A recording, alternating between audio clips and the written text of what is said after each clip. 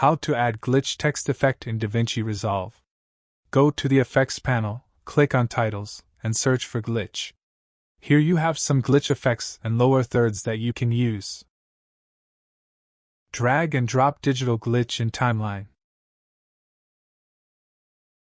Select it, open up the inspector panel, and change the texts and their styles to your liking. Here I cleared the small text, typed the text in the large text, and changed its font. Now we have this glitch text effect. Now let's use another way to create glitch effects. Clear the search box and drag a basic text in timeline. Now click on Video Transitions and search for glitch again. Drag and drop glitch transition into the start of your text. Change the text properties to your liking.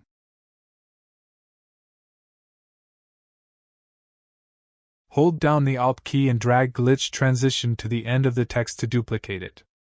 Anyway guys, thanks for watching and I hope you found this useful.